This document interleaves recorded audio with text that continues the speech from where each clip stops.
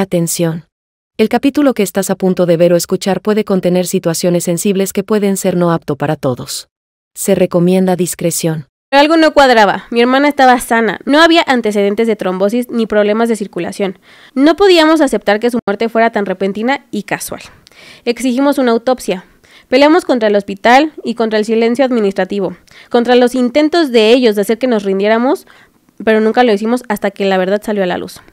El informe forense lo dejó claro. A mi hermana le inyectaron aire en la vena, provocándole una embolia gaseosa. Pasaron semanas y comencé a notar algo extraño, como despertar con mi sujetador mal abrochado y vagos recuerdos de él diciendo que lo desabrochara para poder trabajar en mi espalda con las manchas. Yo siempre usaba short y bata azul quirúrgica. No quería creer que se tratara de eso. Uno siempre busca alguna explicación y cuando me quedaba sin explicaciones lógicas, yo solo me las inventaba. Me sentía atrapada entre la impotencia y la urgencia de hacer algo. El miedo de la joven era evidente, pero también lo era su desesperación. El parto no estaba progresando, así que decidí llevarla a cesárea para evitar que sufriera más. Mientras preparábamos todo, una idea me golpeó como un rayo. Yo podría hacer algo, una pequeña intervención para que ella no pudiera quedar embarazada, pero sabía que no podía hacerlo sin su consentimiento.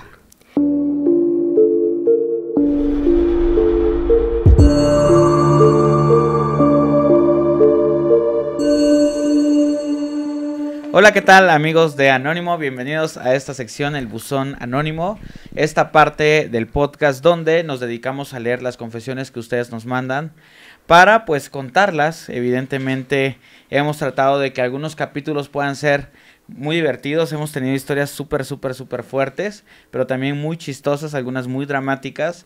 Y el día de hoy no es la excepción. Hoy tenemos unas historias que de verdad son bastante impactantes. Está conmigo Michelle Rodríguez, productora de Anónimo, y pues co-host de este programa. ¿Cómo estás, Mich? Muy bien, con mucho calor. Hace mucho calor aquí en el estudio, así que valórenlo. El día de hoy tenemos igualmente nuevas confesiones, Mich. ¿De qué vamos a hablar hoy? El día de hoy son confesiones médicas. Confesiones médicas. Sí, es gente que se vino a desahogar y no están tan divertidas como me gustaría, pero sí son cositas medio densas que creo que es importante que la gente escuche. Ok. En los capítulos pasados, pues ustedes ya escucharon qué historias leímos en el capítulo pasado. El que hicimos, me parece que ayer. Hicimos el de confesiones de amigos. Ah, sí, secretos de amigos. Secretos de amigos, la verdad es que estuvo bastante interesante. Si no lo han ido a ver, váyanlo a ver, porque platicamos de unas historias, por ejemplo, a ver, hablamos de, por ejemplo, el chico que se enamoró del papá de su mejor amiga, de la morrita que incendió la casa también de su mejor amiga de chiquita. Y nunca lo dijo, nunca lo confesó. De las mías creo que fueron esas. De las tuyas fueron esas, y de las mías fue una chica que tomó venganza contra una amiga porque no le devolvió un dinero. Sí. Prácticamente la arruinó la vida. Estuvo bastante densa. Y la primera que leí no me acuerdo, pero también sé que había estado súper fuerte. No me acuerdo cuál leíste. Ok. Bueno. De verdad no me acuerdo. El día de hoy tenemos estas confesiones que son confesiones médicas. No es chismecito. Esto no es chismecito, ¿verdad? O sea, sí tiene de chismecito, pero pues no está tan vivoreable. Vaya. Vivoreable. Okay. Como las otras. Ok. Entonces, pues vamos a proceder a empezar con las historias. Ya saben que si quieren enviarnos sus confesiones, pueden hacerlo a través del correo electrónico, también a través del número de WhatsApp. Pueden enviar un audio de 5 minutitos donde expliquen lo más importante de la historia para que a Mitch le dé tiempo de escucharlos a todos, porque a veces que nos mandan audios muy largos y ya es un poquito más complicado. También pueden hacerlo a través del Instagram, ahí hacemos dinámicas con temáticas y si alguna temática les acomoda, pues ahí mismo la cuentan. Así que vamos a comenzar con la primera historia, Mitch. Bueno, antes de comenzar con la primera historia, quisiera preguntarte, más o menos cuando hicimos esta publicación para invitar a las personas que mandaran estas historias, ¿qué te llegó que no está aquí? O sea, cuando hice esta publicación, llegó justo la invitada que tuvimos en el capítulo de Anónimo, que vayan a verlo, que es de la señorita que trabajaba ayudando al hospital consiguiendo claro, las prótesis y todo lo... ¿Cómo se llama? Fue un capítulo muy polémico porque ella trabajaba en un lugar de un hospital de ortopedia, de trauma, ortopedia, todo lo que tenía que ver con huesos, pero ella no era ni siquiera enfermera, ni médico, ni nada, pero a los 15 días ella ya estaba trabajando activamente hasta en las cirugías de los pacientes. O sea, sosteniendo y haciendo cosas ya bien importantes. Y otra de las cosas que hacían es que tenían un convenio entre doctores para presionar a los familiares para que les compraran los materiales a ellos mismos y los pudieran vender a precios muy altos. O sea, muy, muy altos obviamente le daban la urgencia para decirles a ellos, si no lo compras ahorita, pues muy posiblemente tu familiar pierda la extremidad o pueda perder la vida. Entonces eran capítulos era un capítulo bastante denso, no a mucha gente le gustó. No. Se enojaron, de hecho la gente se enojó. Se enojó porque realmente... Y tienen razón. Sí, claro. Entonces es un capítulo bastante interesante, los invito a que lo vayan a ver. Pero ¿qué historias más o menos llegaron? Cuando puse ese también me llegó mucha gente que trabaja dentro de los hospitales y hablan de cómo, por ejemplo, a las mujeres cuando justo están embarazadas llega a haber casos en los que las mujeres no saben y los doctores tienen una mala praxis y hacen que la mujer pierda el bebé sin que lo sepa y dicen que fue otra cosa completamente distinta. O sea, también ha habido gente, me llegó una enfermera que me contó que provocaron la muerte de un paciente. La provocaron. ¿Por? No me quiso contar bien porque ya cuando le dije, échame acá, pues cuéntame para que vengas anónimo, como que se echó para atrás, ya no me quiso contar. Claro. Pero fue una mala praxis del hospital. Y se murió, era un señor ya grande, pero no se murió por lo que iba. Pero tampoco fue a propósito. No fue a propósito, bueno. Pero sí, entre todo el equipo médico fue como, vamos a decir que fue otra cosa porque fue culpa de nosotros. Claro. Yo recuerdo los capítulos ahí que hacía en Pepe y Chema, justamente el primero que hicimos de negligencias médicas. La invitada sí nos narró todo lo que sucede una vez que hay una negligencia en el quirófano. Alguien es como de... Nadie puede salir en este momento, tenemos que ponernos de acuerdo, tenemos que hacer esto, tenemos que hacer lo otro, para que nadie vaya a la cárcel. Está bien denso. Bien pesado. De hecho, me mandó un mensaje una chica que me dijo que me iba a mandar su historia. Es un poquito de spoiler, pero estoy esperando a que me la mande, que ella está embarazada en 9 meses y por una mala praxis su bebé falleció dentro del útero. Y le echaron la culpa a ella. A ella le dijeron, es que tú no llegaste antes, cuando ella llegó justo cuando tenía contracciones. Pero fue en un hospital público. Y y ella perdió a su bebé y tuvo, si no me equivoco, un infarto en el parto cuando le estaban sacando al bebé y casi se muere ella también. No manches. Bueno. Oye, Mitch, pues si te parece bien, procedamos con la primera historia. ¿Me harías el honor de comenzar? Claro que sí. Y se titula Ser mamá no es fácil, porque siento que no spoila la historia, por eso se las estoy diciendo. Todo ocurrió hace unos años en el pequeño hospital de un pueblo donde trabajaba en ginecología. Llevaba 5 años de experiencia, pero el caso que les voy a contar me marcó profundamente. Era un día muy caluroso como aquí. Recuerdo que me sentía un poco agotada cuando ingresó una joven de 25 años a punto de dar a luz. Se notaba que era una chica de escasos recursos. La joven estaba con contracciones muy fuertes, pero no había dilatación suficiente, así que decidimos ingresarla para observar su evolución. Mientras tanto, salí a informar a los familiares que estaban esperando afuera.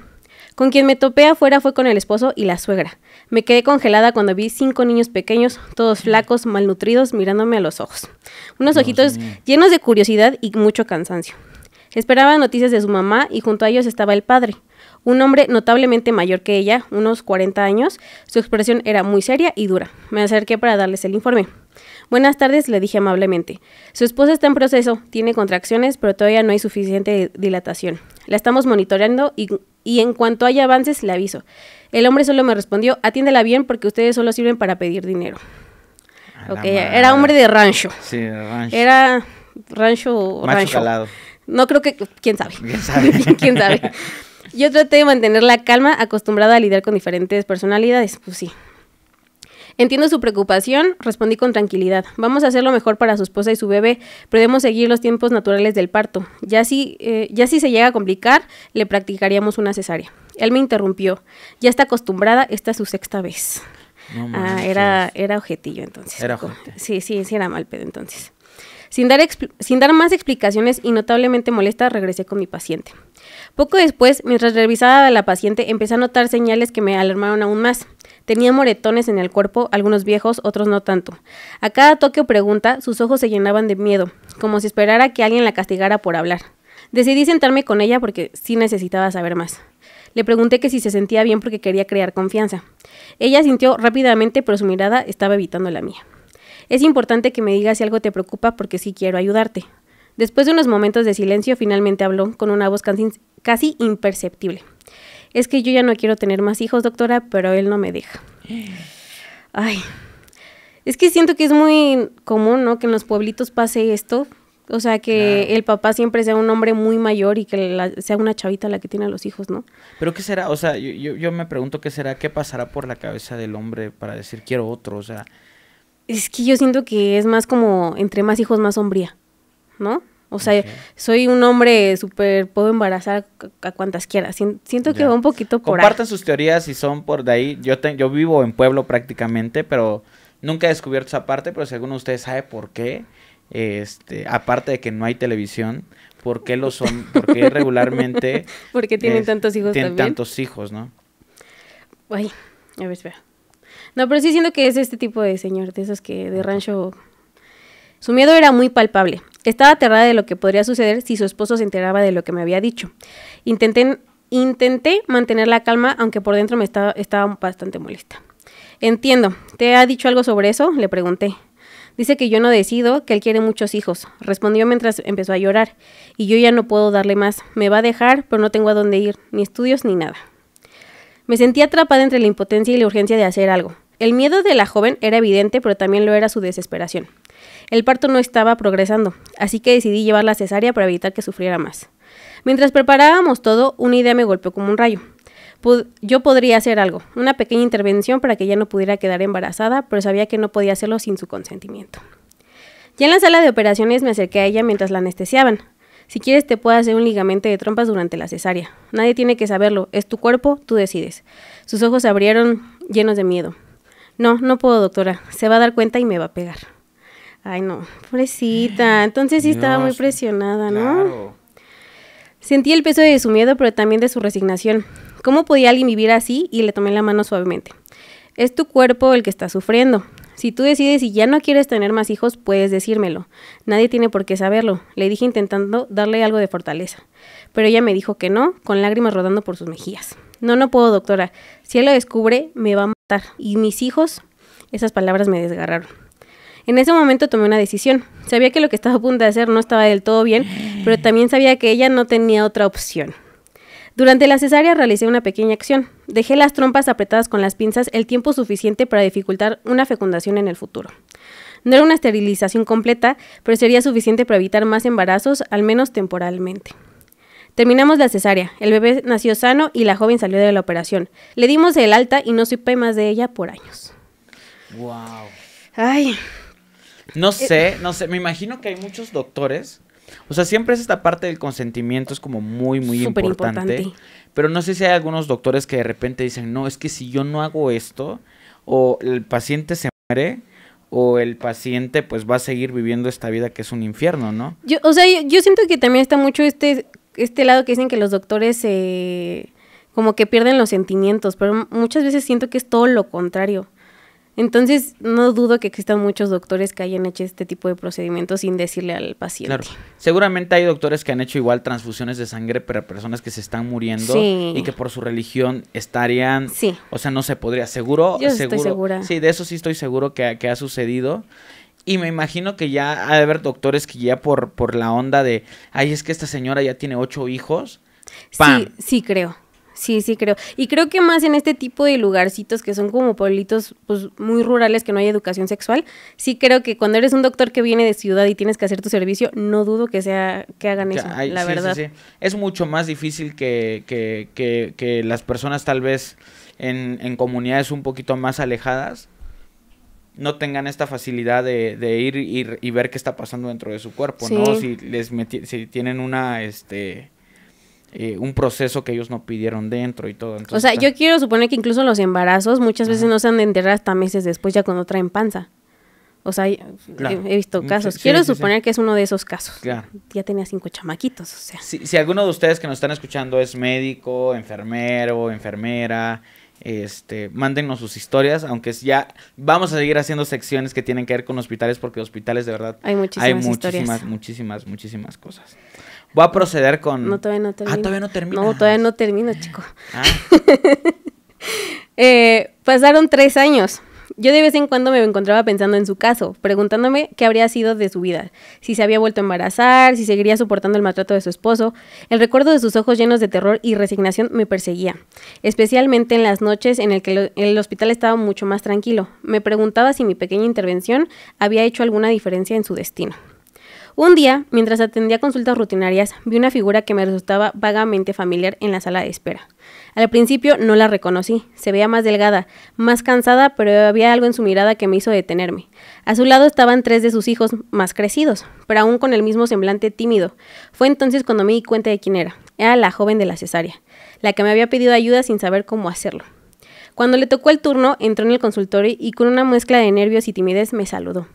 «Doctora, no sé si se acuerda de mí», me dijo con una pequeña sonrisa, mientras sus hijos se quedaban junto a la puerta mirándome con los ojos curiosos de siempre. «Claro que me acuerdo», le respondí, sorprendida de verla después de tanto tiempo. «¿Cómo estás? ¿Cómo está tu bebé? Me imagino que ya está muy grande». Ella tomó aire y como si lo que me iba a decir le costara trabajo, pero a la vez le aliviara mucho. Su voz temblaba un poco al empezar. «Muy bien, doctora, ya más grande. Pasé solo porque le quería dar las gracias». «¿De verdad gracias?», pregunté el por qué. «Ya me dejó en paz». Me dijo y en ese momento sus ojos se llenaron de lágrimas, pero no de tristeza, sino de mucho alivio. Sentí un gran nudo en la garganta. Me explicó que después de la cesárea, su esposo había empezado a perder el interés en ella. Al no poder tener más hijos, su utilidad ante los ojos de ese hombre empezó a disminuir. Al principio había temido que eso significara que la echaría a la calle sin nada, pero para su sorpresa, él simplemente había dejado de maltratarla. De la misma forma, pero poco a poco fue alejándose, hasta que un día ella no volvió a regresar. Ella me contó que había conseguido trabajo limpiando casas y que, aunque la vida seguía siendo muy difícil, al menos ahora tenía la libertad de decidir sobre su cuerpo y su vida. Su rostro reflejaba una mezcla de cansancio y dignidad renovada. Había aprendido a sobrevivir por sí misma y a sacar adelante a sus hijos con lo poco que ganaba. «Sigo trabajando. A veces es duro, pero ya no tengo miedo. Y eso es lo que más vale», me dijo con una gran sonrisa y esta vez que llegó a sus ojos. «Ya no tengo que vivir para complacerlo ni temerle. Mis hijos comen, no mucho, pero están bien, y yo estoy libre». Me quedé mirándola en silencio por unos segundos, intentando asimilar lo que me estaba diciendo. Había arriesgado mucho al tomar esa decisión en el quirófano, pero verla ahí, delante de mí con una nueva vida, me hizo sentir que todo había valido la pena. En ese momento entendí el verdadero peso de mi pequeña acción, que en su momento me llenó de miedo y adrenalina, pero no sabía cómo podían cambiar vidas por completo. Y eso fue lo que nos mandó. Wow. Híjole. Me sorprende que como que la paciente sí intuyó que la doctora le había ayudado. Sí. O sea, yo quiero suponer que era muy fértil mi comadre. Ah, pues sí, claro. Tenía ya 5. Entonces, pues, o sea, darte cuenta que ya no está pegando el chicle, vaya. Sí, no, pero impresionante por la parte también del cuate o sea, ¿qué será de la vida de este güey? O sea, se habrá encontrado a otra, muy probablemente, a otra niña más pequeña y a embarazarla. Porque esto sí pasa, hay hombres que llegan a tener, o sea, cantidades exageradas de hijos, o sea, y hablo más de 20, o sea, hay hombres que de verdad, o sea, ya empiezan a hacer su reguero por diferentes lugares. Se habla mucho de los traileros, no quiero generalizar. Pues si son traileros, mándenos sus confesiones también. Pero sí he llegado a conocer, es que no recuerdo, tengo un amigo que no conocía a su papá. Es un amigo allá de Chiapas. Y en algún momento nos volvimos a ver y me dijo, ¿qué crees, bro? La semana pasada me habló una chica y me dijo, hola, ¿qué tal? ¿Tú eres tal? Y yo le dije, sí. Ah, es que soy tu hermana. Y entonces esta chica se ha dedicado a tratar de conectar a todos los hermanos por parte del papá. Y ya mi amigo por fin pudo conocer también a su papá porque no lo conocía. Era un hombre que era trailero justamente. De paso. Ajá. Y que las embarazaba. Ay, o sea, qué padre que la chica la esté juntando, pero no dudo que siga pasando que los traileros aprovechen que no todos, no generalizo, tengan ahí sus aventurillas. Sus aventurillas, o incluso familias de voy y vengo y van a ver a la otra familia o algo por el estilo, ¿no? Sí. Voy a proceder con la siguiente historia. Esta se llama Un mal médico. Me imagino que no es, bueno, spoilea poquito, lo suficiente nada más. Hola anónimos, mi relato es un poco extenso y con detalles para que vean las señales antes de que pase algo. Espero lo lleven al podcast. Yo tenía 16 años, Me había tomado un año sabático antes de entrar a la universidad, es decir, este año que se toman como de vacaciones. Y como vivo en un lugar muy cercano a Monterrey, me decidí a buscar trabajo en la ciudad. Encontré un anuncio en el que solicitaban a un asistente para un consultorio supuestamente de medicina estética. Híjole, esos consultorios son bien, bien engañosos. Bien engañosos. Fui a la entrevista, éramos 2 muchachas buscando el puesto. El doctor inmediatamente nos empezó a preguntar diversas cosas. Algo aparentemente normal, pero ahora sé que fue para analizarnos y ver quién le servía más. El puesto sería solo para una. Según él, porque el lugar era muy pequeño para 2 asistentes y a pesar de que mi compañera era enfermera, el puesto me lo dio a mí. Él me dijo que no le gustaba trabajar con enfermeras porque eran muy cerradas en su forma de trabajar. Para mí estaba bien, nunca le tomé importancia a ese comentario.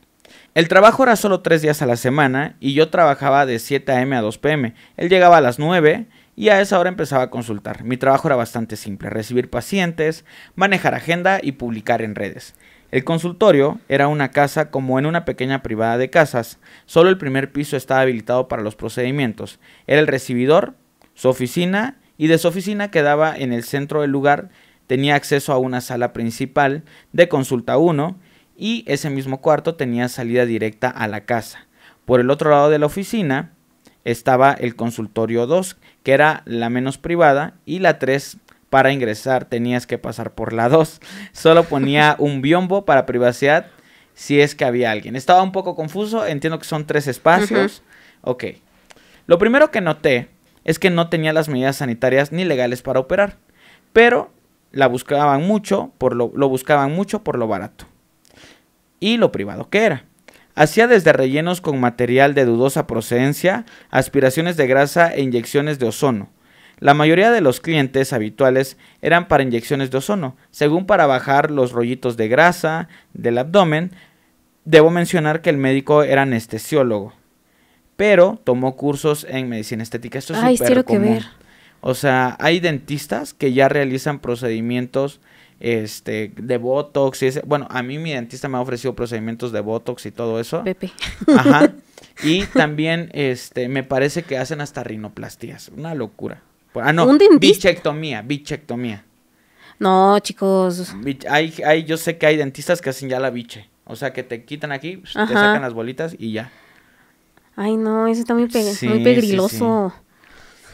Un día él vio unas manchas en mis brazos y me dijo que con ozono y microdermoabrasión ayudarían a disminuirlas. Él ya había tratado antes de convencerme de hacerme algún tratamiento y yo no veía la necesidad. Él siempre decía que esos tratamientos eran gratis porque era publicidad para él, pero cuando habló de mis brazos dio en el clavo.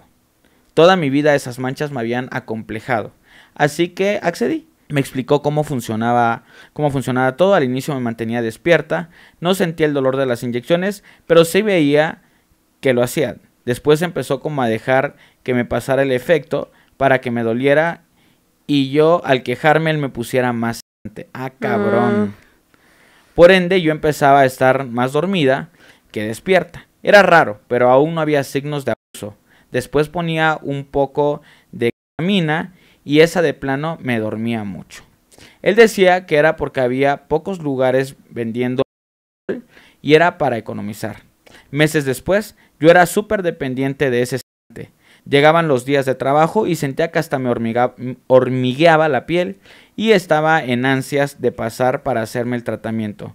Siempre le dejaba una hora libre en la agenda. Pasaron semanas y comencé a notar algo extraño, como despertar con mi sujetador mal abrochado y vagos recuerdos de él diciendo que lo desabrochara para poder trabajar en mi espalda con las manchas. Yo siempre usaba short y bata azul quirúrgica. No quería creer que se tratara de eso. Uno siempre busca alguna explicación y cuando me quedaba sin explicaciones lógicas, yo solo me las inventaba. Así pasaron otros 3 meses. Empecé a notar que cuando despertaba sentía ciertas partes del cuerpo grasosas. Él me decía que era porque usaba un aceite para evitar irritación con el tratamiento e incluso me lo mostraba. Siempre que él me daba explicaciones, lo hacía con pruebas, de tal forma que me hacía creerle. Para finales de año, en una ocasión, cuando el sedante no me hizo mucho efecto, estaba medio despierta. Ah, cabrón. Vi que alguien tocaba la puerta. Lo podía ver a través de un espejo grande que estaba frente a la camilla. Entonces vi a él cómo se acomodaba el pantalón para ir a ver. No Así mames. pasaron los últimos meses con situaciones raras que yo no podía recordar con claridad. Salí de trabajar y siempre me quedé con las puertas abiertas para trabajar ahí. Tanto fue la manipulación y adicción al sedante que yo tenía. Me fui a estudiar y estuve trabajando por temporada de vacaciones con él. Y siempre eran las mismas pacientes y la misma dinámica con él. Una vez que yo tomé mi celular y traté de grabar con la excusa de que quería ver el procedimiento, pero en realidad era porque mi cabeza buscaba pruebas, pero él no me dejó. Después de ese detalle, él dejaba mi celular un poco alejado o siempre revisaba si estaba bloqueado y sin grabar para empezar. La última vez que trabajé con él fue por la temporada de pandemia. Ahí tenía una nueva compañera que llevaba con él como un año aproximadamente. Ella era de la misma edad y en algún momento saqué el tema a la conversación de mi procedimiento y si pasaba algo mientras me sedaban, pero todo quedó como una duda, ya que por los sedantes no sabíamos qué tanto podría ser real. Los abusos en ese punto eran más agresivos. Yo tenía 21 años y cuando comenzaba a tener el efecto del sedante, él comenzaba a manosear mis pechos sobre la ropa y mi vagina. Ay, qué A horrible. veces sentía cómo se frotaba algo entre mis piernas o escuchaba sin poder abrir los ojos que me pedía que abriera la boca. Cuando él entraba conmigo, nunca entraba la otra asistente, y cuando ella entraba con él era igual, yo me quedaba fuera. Al despertar, yo siempre me preguntaba si era real o no lo que escuchaba, si lo imaginaba por efectos del sedante o hasta dónde era real. En una ocasión mi compañera intentó grabar y él se dio cuenta y la hizo sentir culpable por creer que él hacía algo indebido. Para este punto, yo había visto mensajes donde su esposa en ese entonces le reclamaba y le decía que ella sabía que le hacía a sus asistentes y a sus pacientes, y que no podía creer lo que le hacía a su hija, que era un monstruo, pero la mujer nunca hizo nada. A pesar de eso, nosotras seguimos trabajando con él, y eso nos creaba un sentimiento de asco y de culpa, horribles, pero no podíamos salir de ese ciclo. Dejé de trabajar ahí, pero continué asistiendo para el tratamiento de mis manchas, que en realidad iba para que pudiera sedarme, porque mi cuerpo tenía la necesidad de ese medicamento. Las personas me podrán juzgar y preguntarse por qué no salía de ahí. La verdad es que ni yo misma sé. Sabía que me hacía daño, pero la sensación de la droga me ganaba. Recuerdo siempre llegar y salir asqueada del lugar con una sensación de coraje, más para mí que para él. Y siguió así hasta que tenía 22 o 23 años. Está demasiado cabrón. Por cuestiones de trabajo me alejé de esa ciudad y un día me levanté angustiada porque tenía sueños recurrentes donde le pedía que dejara de hacerme daño. Hasta donde sé nunca hubo penetración porque la sensación después de eso no me indicaba que hubiera pasado algo. Nunca hicimos nada más que hablar mi compañera y yo. Siempre buscaba los contras de tomar la decisión de hablar y llegamos a la conclusión de que nadie nos iba a querer. Él era un hombre muy querido por sus amigos y familiares. Pocos sabían lo que era en realidad. Todos hablaban muy bien de él, incluso sus pacientes. En agosto de 2024 saqué cita con él después de casi un año sin comunicación, porque quería preguntarle directamente qué había pasado en esas sesiones y que aceptara las cosas que hizo. Pero al mismo tiempo tenía miedo de que se diera cuenta de lo que intentaba hacer o cómo podría reaccionar. Fui el día de la cita y no respondía mensajes y no había nadie en el lugar. A los 2 días me enteré que había muerto. Aún así, después de su muerte, no me atrevo a decir la verdad de lo que pasó, porque sé que habrá muchísimas personas que lo van a defender a capa y espada, incluyendo a su exesposa, quien puso mensajes de amor después de su muerte sabiendo que abusó de una o de sus 2 hijas, y yo sé que seré juzgada por todos y más por cómo se dieron las cosas. Me culparán por no decir nada antes y sé que no es mi culpa, pero aún así hay días que despierto con asco. ¡Wow! Es que está muy... O sea, todo el contexto en primera estaba demasiado cabrón. O sea, el hecho de que sabía que pasaba algo, pero era tan adicta a la anestesia que no le importaba. O sea, no quiero decir que no te importe, que te hayan tocado, pero era más fuerte la adicción que el realmente... Claro, pero aquí el cuate sabía lo que hacía. Por Sí. eso, o sea, fue una manipulación al Durísima. físico de la persona, de decir, o sea, porque ella explicaba que dejaba pasar la pequeña anestesia al principio para que le tuviera que aplicar más después. Entonces él sabía cómo generar esa adicción. Sí, completamente. Y ya lo venía haciendo con un buen de personas. O sea, es que imagínate despertar y estar toda aceitosa. O sea, si es un procedimiento en los brazos, ¿por qué tienes todo el cuerpo aceitado?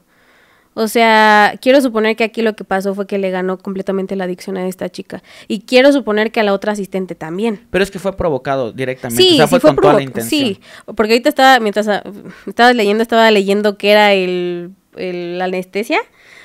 Justo ¿qué dijo? Propofol creo que era. Ajá. Pero estaba viendo que es muy adictiva. Ajá. O sea, porque va directamente, o sea, sí te la inyectan directamente, claro. Es un sedante muy fuerte. O sea, el güey sí lo hacía con toda la intención y tristemente no dudo que el güey sí haya abusado completamente de ellas estando súper inconscientes. Claro. Hay muchos abusadores que abusan de sus conocimientos o de su segmento para poder hacer algo. Sí. Mira, esto va desde fotógrafos. O sea, fotógrafos sí. que dicen, o sea, sí, ahí está el vestidor. Y tienen sus cámaras y sus cosas que están grabando ya directamente en ese espacio. Aparte de las fotos que les vayan a hacer y de, oye, ¿te puedes quitar esto para que sea más sexy? Yo creo que puede funcionar más. Le va a gustar a la gente, pero son artísticas, pero son estos. Por eso jamás, yo cuando era en mi época de fotógrafo y todo eso, tenía mi estudio, pero jamás le hice unas fotos así o invitaba a una niña para decirle, ven, te hago fotos. No, son bien mañosos. La neta es que la mayoría de mis amigos que son fotógrafos son bien mujeriegos y son bien infieles. Ahora, está el otro tema. Fíjate que en algún momento quiero creer que pasó, que sí pasó ahí. En un pueblo, en Chiapas.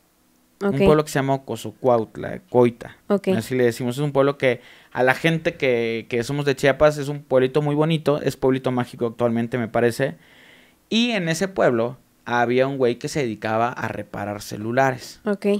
Entonces, el güey en teoría reparaba los teléfonos, pero a los teléfonos como los iPhone o así, él les pedía las contraseñas de la nube a las personas. Okay. En este caso regularmente eran a las niñas.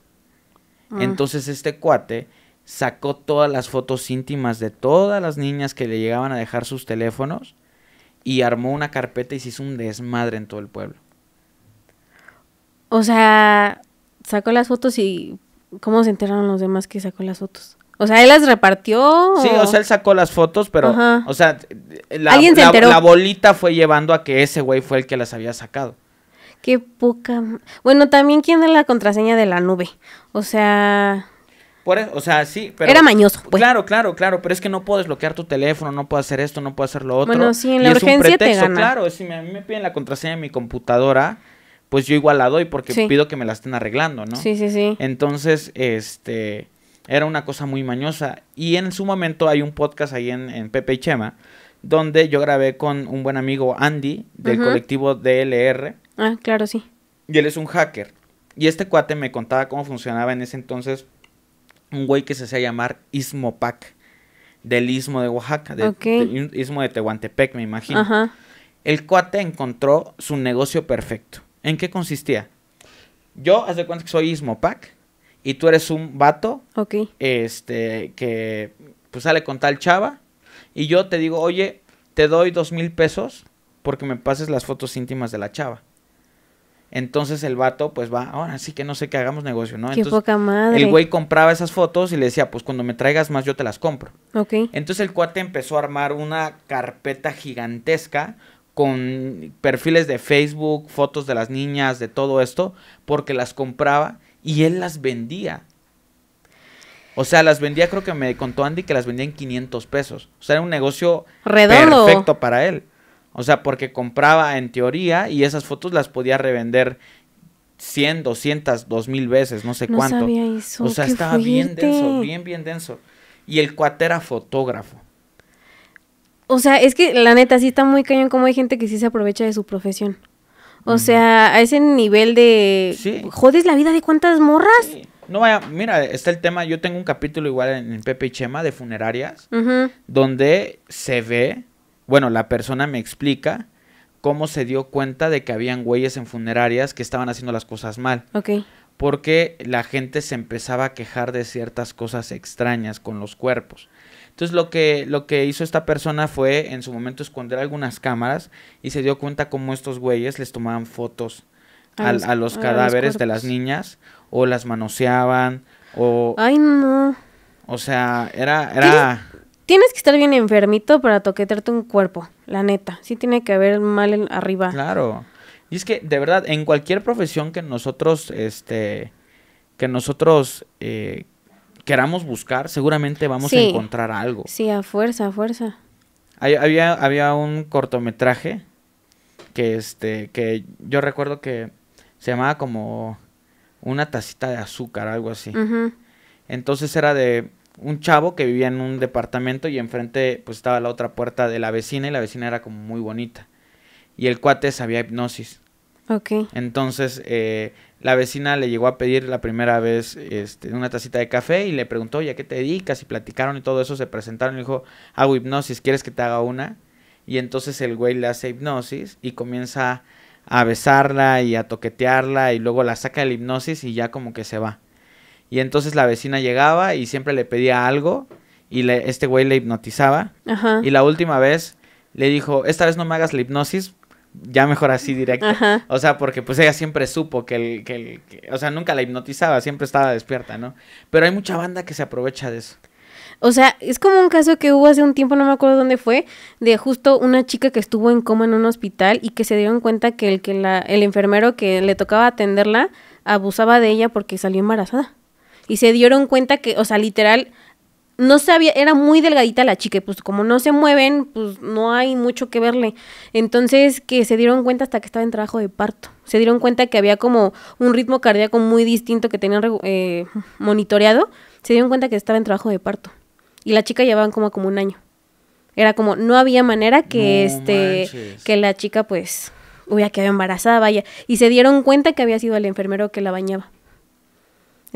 O sea, digo, siento que equivale un poquito a un cuerpo, no, pues, está zafado, compadre.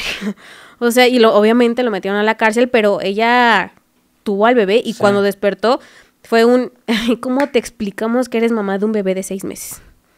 Obviamente ella demandó al hospital porque pues quiere decir que no la habían revisado, pero imagínate el shock de estar en coma 1 año y algo. No te puedes ni mover, tienes que aprender a hablar, a hacer todo, y ya eres mamá de un bebé de 6 meses, porque la familia se quedó el bebé. No manches. Yo por evitar el trauma, digo, siento que como papá tal vez hubiera dado en adopción el bebé o algo por el estilo. Claro, es una situación bien complicada, imagínate, sobre todo en coma y todo. O sea, y su derecho era saber qué le pasó, pero ha de ser muy cañón despertar y saber que ahora es mamá de un bebé. Y no saber ni siquiera quién es el papá. No manches, es que en todos lados, o sea, de verdad. Y yo aquel día vi una foto que era un meme, pero que era una foto real, de un centro como de monitoreo donde habían como 20, 30 monitores. Y todas las imágenes que aparecían dentro de esas pantallas eran de un cuarto de un motel. Imagínate todo lo ahí que... te van a ver. Las pompitas te van a ver por ahí, o sea, no, imagínate cuánto negocio de ver en los moteles. Claro. De hecho, aquí en la Ciudad de México, en los moteles de Tlalpan, es muy sabido que tienes que revisar los cuartos porque... Si tu ratito de pasión va a estar al rato en el centro en 3x10. Entonces... Gran dato. Un gran dato. Revisen sus recámaras porque pueden que los estén grabando. Claro. Wow. Y eso fue sabido hace como 2 años. Fue una nota, o sea, real. Fue una nota de seguimiento porque en un chorro de hoteles de Tlalpan, donde pues hay muchas mujeres de la vida galante, pues se los llevan ahí. Sí, en ciertas zonas, no quiero asegurar que en Tlalpan, pero... En lugares que son muy densos o peligrosos, realmente creo. A veces el negocio ni siquiera es como rentarte el cuarto, es lo que te van a grabar, las sustancias que te van a vender, la trata de personas, o sea, son temas muy pesados ahí. O sea, y qué triste que se aprovechen de que hay mujeres que pues trabajan de eso y que los hombres van y pagan y es como, pues si ya pagaste, yo también tengo derecho a grabarte. O sea, siento que va un poco por ahí, pero así cerran un montón de hoteles sobre Tlalpan. Wow. Un montón. No sabía, y hay muchísimos. Muchos. Cada cuadra hay uno, ¿no? O sea, yo he tratado de contarlos y si no acabas, o sea, hay un chorro de hoteles en Tlalpan. Wow. Ok, Mitch, cuéntanos, ¿qué historia es la que viene? Esta historia nos la mandó una chica de Venezuela. yo busqué pensando que había sido una nota por el nivel de lo que me contó. Está denso. Está pesadito, pero pues creo que simplemente fue un caso más y por eso no encontré información. Y pues bueno, mi hermana tenía solo 28 años cuando fue al hospital por una complicación menor. Era una mujer muy fuerte, madre de un niño de 5 años, y con muchos sueños aún por cumplir. Nunca imaginamos que esa sería la última vez que la veríamos con vida. Les mando esto porque más allá de una confesión es el hecho de que no se dejen y hay casos que merecen justicia. Vivíamos en Venezuela, un país donde la crisis sanitaria había convertido los hospitales en escenarios de tragedia cotidiana. Esa noche, mi hermana ingresó a urgencias con un dolor abdominal intenso. Nos dijeron que no era nada grave, que necesitaba hidratación y observación. La sala de emergencias estaba llena y los médicos y enfermeras se movían de un lado a otro, pero había un médico, el encargado de su caso en específico, que parecía más ansioso por terminar su turno que por asegurarse de que mi hermana estuviera bien. Desde ahí yo sabía que algo no me cuadraba, pero realmente estaba tan preocupada por mi hermana que su actitud impaciente y desinteresada no la tomé en cuenta. Cuando hablé con él me respondía con monosílabos y evitaba el contacto visual. Cada vez que le preguntábamos algo nos respondía con fastidio, con una mirada cansada, como si nuestra angustia fuera una molestia para él. Eso es solo un dolor abdominal, no sean exagerados, nos decía. Lo que no sabíamos era que esa noche él tenía un plan. Su turno terminaba en menos de 1 hora y al día siguiente comenzaban sus vacaciones. Quería irse sin complicaciones, sin papeleo, sin quedarse hasta tarde. Lo que hizo después no fue un error, no fue un accidente, fue negligencia con pleno conocimiento de causa. En cuestión de minutos, mi hermana pasó de estar estable a un estado crítico. Cuando nos dejaron entrar, la encontramos inconsciente y su piel comenzaba a tornarse azulada. Corrimos a buscar ayuda, pero el médico ya tenía la respuesta lista: embolia pulmonar. Fue un trombo, un coágulo inesperado, dijo con frialdad. Explicó con términos médicos apresurados, asegurando que era algo impredecible e inevitable. Nos entregó el acto de defunción y desapareció. ¡Wow! Embolia pulmonar. O sea, la embolia en teoría es cuando no puedes mover una parte de tu cuerpo. Me imagino que embolia pulmonar se te separaron los pulmones. Respiratoria. O sea, quiero pensar un que coágulo inesperado. Fue un trombo y un coágulo inesperado. Pero algo no cuadraba. Mi hermana estaba sana. No había antecedentes de trombosis ni problemas de circulación. No podíamos aceptar que su muerte fuera tan repentina y casual. Exigimos una autopsia. Peleamos contra el hospital y contra el silencio administrativo, contra los intentos de ellos de hacer que nos rindiéramos, pero nunca lo hicimos hasta que la verdad salió a la luz.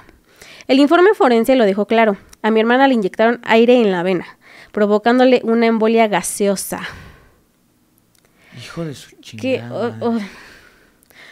Puedo entender que como médico te puedas estar muy cansado y que quieras irte a tu casa. Pero así la mato ya. Pero matarla para irte... o sea, se iba de vacaciones mi compadre. Verde. Tienes que estar bien... Qué fea persona eres. Esto ocurre cuando una cantidad significativa de aire entra en el torrente sanguíneo y bloquea el flujo de sangre, causando insuficiencia respiratoria y colapso cardiovascular. Es un error que puede ser mortal, pero en este caso no fue un accidente, fue intencional. Un acto disfrazado de negligencia médica. Descubrimos que el doctor había hecho lo mismo con otros pacientes complicados al final de su turno. Todo para evitar quedarse más tiempo y poder irse a su casa sin preocupaciones. Digo, es que también el hospital, ¿no? O sea, se lo hizo a varios. Se lo hizo a varios. Y creo que como hospital también tienes que darte cuenta si un doctor está haciendo mala praxis, ¿no? O sea, si un médico en específico ya está teniendo la misma muerte en diferentes pacientes, creo que también a ti te tiene que brincar tantito el coco. Por ahí creo que había una confesión relacionada con eso. De que no recuerdo dónde la leímos, pero que era de una chica que se dio cuenta que muchos pacientes estaban muriendo por la misma situación. Creo claro, que era porque vendía pastillas. Claro, ajá. Fue el caso de negligencia de hospital, ¿no? De que creo que el nuevo encargado estaba metiendo los que meten medicamentos. Que no tenían diplomas ni nada. Ni Estos nada. güeyes eran como pasantes, Ajá. pero vendían medicamentos y todos venían con la misma falla hepática, creo, algo así decían, del riñón, por los medicamentos que estaban consumiendo. O sea, eso sí es pura maña de hospital. Digo, igual viene por acá, va, pero no sé. No, todavía no se las traigo. La ira como familia nos estaba consumiendo. Fuimos a la dirección del hospital exigiendo respuestas, pero solo encontramos excusas y evasivas. Es un error médico, no hay pruebas suficientes, lamentamos su pérdida. Palabras vacías que solo alimentaban nuestra rabia. pero no nos detuvimos. Mi madre, con lágrimas en los ojos, juró frente a la tumba de mi hermana que no descansaríamos hasta hacer justicia. Unos días después, mientras estábamos en el hospital tratando de conseguir documentos adicionales, una enfermera nos llamó aparte. Se veía bastante nerviosa, como si estuviera dudando si hablar o no. Se acercó a mí y me dijo, no dejen las cosas así. Me susurró. Yo estuve en la sala cuando todo pasó, algo no estaba bien. Ese médico no fue un error, él sabía lo que estaba haciendo. Nos miró fijamente con un brillo de culpa en los ojos y quiero entender que tenía mucho miedo también. No puedo decir más aquí, pero investiguen, no dejen que esto se quede impune. Ese testimonio fue la última prueba que necesitábamos. El caso llegó a juicio. Fue una batalla de meses, de pruebas, de testigos, de enfermeras que se atrevieron a hablar. Querían encubrirlo, protegerlo, pero la verdad es que era demasiado fuerte. Cuando el juez ordenó su detención preventiva, el médico intentó huir. Presentó una solicitud para salir del país alegando motivos personales, pero su pasaporte fue bloqueado. Ay, sí, tus motivos personales. Fíjate que, perdón que te interrumpa, pero algo muy similar pasó con el caso de Daniel, el hermano de Fátima, de la señora Lorena. El caso que está en Relatos Forenses, seguramente muchos de ustedes ya lo han visto, pero el médico que hizo la negligencia médica contra Daniel está en Alemania. O sea, él está en Alemania. Y yo tengo seguidores que me dijeron, Pepe, este doctor trabaja en el hospital donde nosotros estamos.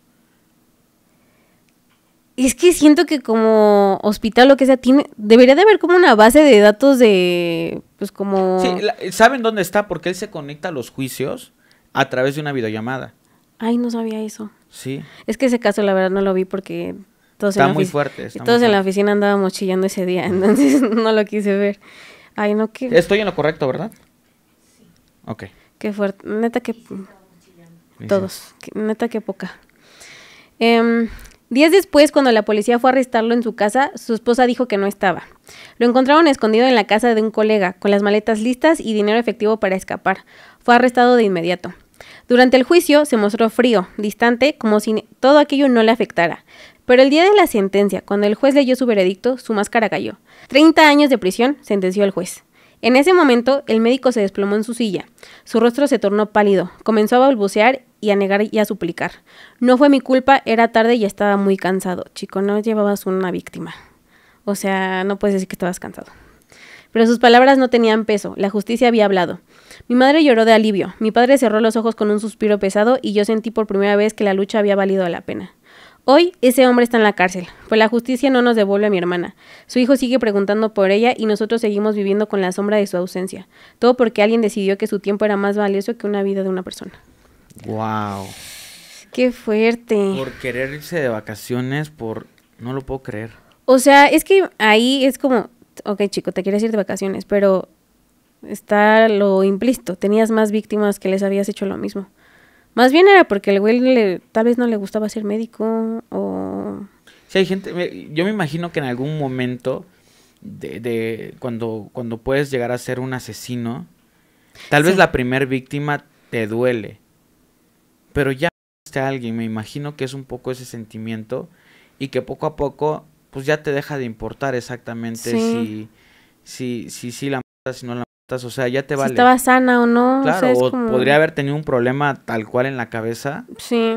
Porque hay gente que se mete bueno, el doctor Jorge nos ha contado de gente que ha colaborado con él o que él los ha visto trabajar y que son personas que abusan de los derechos de los cadáveres porque también tienen derechos. Sí, sí, sí. Entonces, híjole. Es que qué feo. O sea, yo alguna vez, no me acuerdo dónde lo escuché, pero también hubo un caso muy famoso de una enfermera que hacía lo mismo con sus pacientes. Creo que era enfermera geriátrica. Entonces le tocaba puro viejito. Puro viejito. Entonces ella, que al parecer sí los llegaba a torturar un poquito antes de quitarles la vida, pero que a todos los mandaba con chuchito. Híjole, hay un caso ahí en Relatos Forenses justamente donde una señora que fue como jefa de enfermeras en un psiquiátrico empezó a contar las historias de lo que se vivía ahí. Ah, claro, sí me acuerdo de ese capítulo. Y ella contaba que los mismos enfermeros abusaban de los pacientes. Creo que había una chica específicamente que fue abusada hasta con un palo. Qué horrible. O sea, entiendo que no son lugares amables y que llegan a ser hostiles, pero siento que sí llegas a ese grado como de mentalidad primitiva muy fuerte. O sea, Ay, no. Estuvo bastante fuerte, la verdad, este caso. Voy a proceder con este otro. Dice por aquí, bueno, no los voy a spoilear. Hola Anónimo Podcast, yo soy enfermera y como parte de mi formación académica tuve que pasar por varias prácticas clínicas. Una de las más intensas fue en el Hospital de Cancerología. Ese lugar siempre estaba lleno de pacientes, desde los más jóvenes hasta los más ancianos, todos luchando contra diferentes tipos de cáncer. Cada día veía de cerca la fragilidad de la vida. Era como estar en una constante batalla donde la muerte rondaba, a veces en silencio y otras veces con un grito ensordecedor. A lo largo del tiempo me fui acostumbrando a ver caras que parecían más familiares que las de mi propia familia. Ellos venían y se iban, algunos con la esperanza de salir victoriosos y otros ya resignados. Sin embargo, de todos los pacientes que atendí, hubo uno que nunca voy a poder olvidar. Él era un joven de apenas 23 años. No solo lo conocíamos en el hospital por su cáncer, sino también porque tenía una condición de asma crónica y una debilidad pulmonar considerable. Esto lo hacía extremadamente vulnerable después de cada quimioterapia, ya que su respiración se debilitaba aún más tras el tratamiento. Siempre requería oxígeno y el equipo médico lo sabía. A pesar de lo que enfrentaba, él mantenía una actitud positiva como si el cáncer y el asma fueran solo dos molestias más en su vida. El día que lo ingresaron para lo que sería su última quimioterapia, trató de bromear como de costumbre. Listos para escucharme quejar de nuevo sobre la comida del hospital, dijo con una sonrisa débil mientras le colocábamos la intravenosa. No te preocupes, ya hablé con la cocinera y te va a preparar un banquete de lujo, le respondí sonriendo mientras lo veía relajarse un poco más. A medida que avanzaba la quimio, su rostro comenzaba a cambiar. La sonrisa se desvaneció y su respiración se volvió más agitada. ¿Todo bien?, le pregunté, notando cómo su pecho subía y bajaba de manera irregular. Claro que sí, pero no sé, me cuesta un poco respirar, admitió entre jadeos. Inmediatamente mi alarma interna se activó. Sabía que esto era común en él después de sus sesiones de quimio, pero algo en su tono me inquietó. Voy a buscar tu inhalador, quédate quieto, le dije rápidamente. Corrí a buscarlo y cuando regresé, se lo administré con cuidado. Él inhaló profundamente, cerrando los ojos mientras intentaba calmarse. Tranquilo, solo respira despacio, le dije, mi voz intentando transmitir tranquilidad mientras lo veía luchar por cada bocanada de aire. A pesar de su esfuerzo, su respiración aún era pesada. Gracias, murmuró él, aunque su rostro seguía tenso. Los minutos pasaban y su situación no mejoraba. Siento que me falta el aire, dijo, jadeando cada vez más fuerte. Fue entonces cuando intenté conectar el oxígeno. Caminé hacia la pared y con manos temblorosas traté de encender el flujo, pero el dispositivo no funcionaba. No puede ser ahora, susurré con frustración. El tiempo corría en su contra y yo sabía que cada segundo que pasaba sin oxígeno lo debilitaba más. Me acerqué a su cama tratando de mantener la calma por su bien, aunque por dentro me consumía la desesperación. Le tomé la mano con firmeza. Estamos trabajando en conseguir otro tanque de oxígeno. Mantente calmado, ¿de acuerdo? Estoy aquí contigo, no estás solo, le aseguré mientras mi mente repasaba posibles soluciones. Él asintió levemente, pero yo podía ver el miedo en sus ojos, algo que rara vez dejaba entrever. Sabía que confiaba en mí, pero también que en ese momento mi promesa era frágil, dependía de algo que estaba fuera de mi control. Finalmente el bendito oxígeno portátil llegó y lo conectamos. Lentamente su respiración comenzó a estabilizarse. El alivio en mi pecho fue inmenso pero breve. ¿Mejor?, le pregunté, buscando alguna señal de que estaba recuperando sus fuerzas. Sí, un poco mejor, respondió con voz entrecortada. Su tono era débil, agotado. Pensé que esta vez no la contaba, admitió con una sonrisa cansada. Siempre sales adelante, le dije en un tono ligero, tratando de devolverle algo de normalidad a la situación, aunque dentro de mí no podía dejar de sentir que algo no estaba bien. Él esbozó una sonrisa débil, pero era obvio que estaba exhausto. Su cuerpo ya no tenía la misma fuerza. Estoy tan cansado, murmuró antes de cerrar sus ojos. Descansa, voy a estar al pendiente de ti, le prometí antes de dejarlo descansar. Las horas pasaron y el equipo que asumió que con el oxígeno estaba fuera de peligro, después de todo lo habíamos estabilizado, pero en el fondo una pequeña parte de mí seguía inquieta. Sabía que su asma y debilidad pulmonar lo hacía especialmente vulnerable. Mi turno terminó y me fui a casa. No debía haberlo hecho. Ese día el hospital estaba al límite de su capacidad y esa noche el personal que había era escaso. Mientras él dormía comenzó a sufrir otro ataque de asma. Sus bronquios, debilitados por el tratamiento y el cansancio, se cerraron por completo. El oxígeno no era suficiente y lo peor es que no había enfermeras cercanas. Sabíamos que después de cada quimio él se sentía mal, pero esa noche con el personal escaso, las rondas se hicieron con menos frecuencia, asumimos que estaba bien. No era su cáncer lo que ponía en peligro, sino algo que creíamos bajo control, su asma. Él intentó presionar el botón de emergencia, pero este no funcionó. Nadie vino, nadie escuchó de su lucha silenciosa por el aire. Los monitores estuvieron pitando, pero los pasillos estaban vacíos porque los médicos estaban ocupados con otros pacientes y las enfermeras agotadas por los turnos dobles. No pudieron revisar a cada paciente como se debía. En su desesperación intentó salir de la habitación. Lo encontraron a la mañana siguiente a mitad de camino hacia la puerta. Murió solo en un pasillo frío y oscuro, en un hospital que debía haberlo protegido. Muerto por un paro respiratorio, no por el cáncer, sino por la falta de oxígeno, por un botón de emergencia que no funcionaba, por la ausencia de personal que lo revisara a tiempo. Al otro día, cuando llegué al hospital, todo parecía extrañamente tranquilo, casi demasiado. Sabía que algo no andaba bien. Me acerqué a una de las enfermeras y antes de que pudiera preguntar, vi en su rostro la respuesta que más me temía. Lo encontraron. Eso fue lo que me dijo. Y en ese momento, el mundo a mi alrededor se desvaneció. Sentí que el suelo bajo mis pies desaparecía, todo se volvió borroso, no escuché nada más, sentí muchas ganas de llorar, porque sentí casi como si fuera un gran amigo. Los días siguientes me sentí muy triste. Yo sabía que no habíamos hecho lo suficiente, sabía que era vulnerable, que después de cada quimio se debilitaba y aún así lo dejamos solo. Su vida no fue arrebatada por el cáncer, sino por una negligencia que pudo haberse evitado. Era su última quimioterapia, la última antes de que podría haber sido una recuperación. Mientras me alejaba del hospital esa mañana, una pregunta resonaba en mi mente. ¿Realmente estamos salvando vidas o solo prolongando el sufrimiento? Cada vez más me doy cuenta de que el sistema en el que trabajamos, el mismo que debería salvar vidas, muchas veces nos falla a nosotros y a aquellos que más lo necesitan. Y en esa falla perdemos lo más valioso. Ay, es que tristemente siento que es algo más común de lo que parece, ¿no? O sea, que existe mucha gente que técnicamente está bien y se muere por, pues justo por estas fallas, que Sí. no hay oxígeno, no hay medicamentos. Sí, ya mucho tiene que ver justamente con esta parte, o sea, también entendemos el contexto de los médicos, o sea, el hecho Sí. de que te pongan a trabajar 24 horas Sí. es una locura, o sea, nosotros que no estamos bajo el estrés de salvar una vida, No. trabajar 8 horas ya es bastante pesado. Sí. Entonces, híjole, muchas veces todo esto se debe a la poca inversión, al sistema de salud, al ahorrarse unos pesos para no contratar un médico más, 2 médicos más. Insumos de calidad. Claro, exacto. Todo el dinero se mueve de formas más misteriosas, o sea, prefieren invertir en construcciones de otros hospitales en lugar de mejorar los que ya están. Sí. Yo siento que eso Completamente. podría ayudar de alguna forma a salvar más vidas, pero bueno, es un tema complejo que nosotros hablamos desde fuera sin Sí. conocerlo. O sea, y es triste porque sabemos que hay demasiados médicos y gente del área de la salud que sabemos que se entregan completamente, pero por culpa de estas cosas no pueden cumplir su trabajo.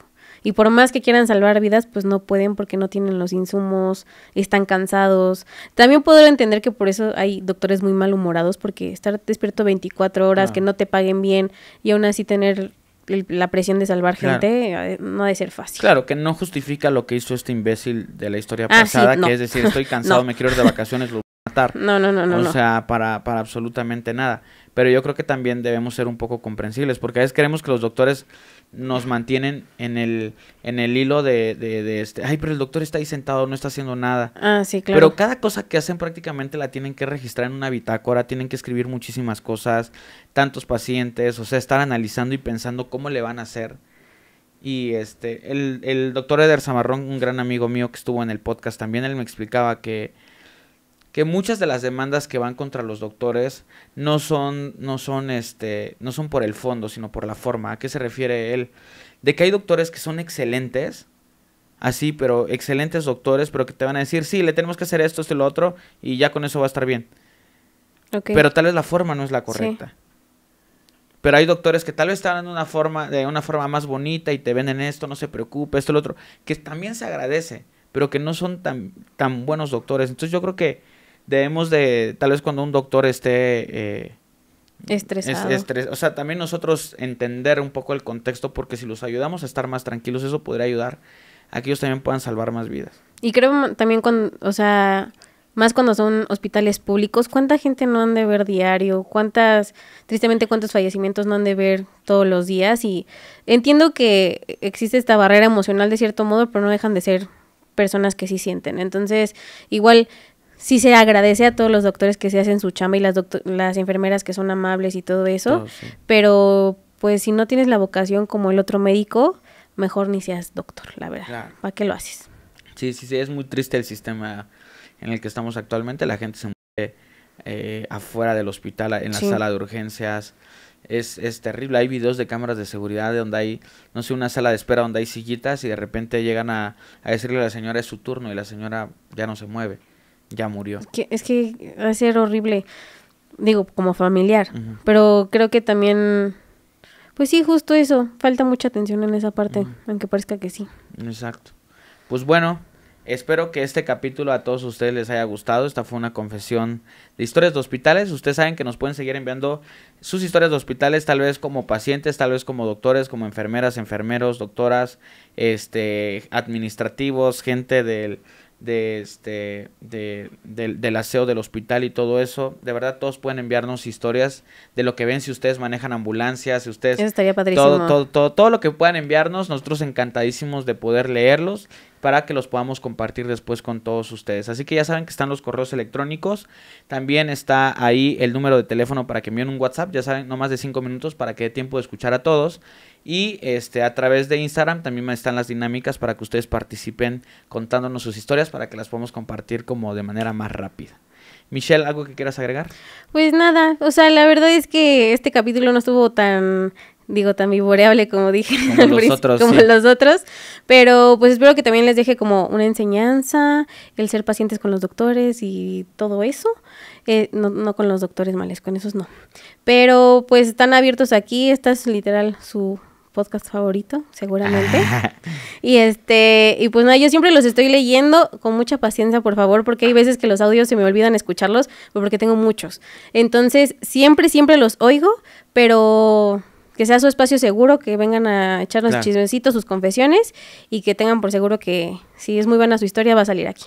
Claro, pues muchísimas gracias, Mitch. Te agradecemos mucho. Y a todos ustedes, gracias por escuchar un capítulo más del Buzón Anónimo. Saben que estamos a la orden de todos ustedes. Esperamos que los siguientes capítulos les sigan gustando. Recuerden, estos capítulos salen los martes por la noche y los capítulos normales del podcast salen el viernes a las 9 de la mañana. Así que nos vemos en un siguiente capítulo de Anónimo. Esto es Buzón Anónimo y nos vemos hasta la próxima. Estuve 2 días con sus 2 noches sentada en la sala de oxigenación viendo cómo llegan pacientes. Una señora que se cayó en una moto, otra señora que le dolía la vesícula, otra señora que traía un edema pulmonar, etcétera, o sea, muchas cosas.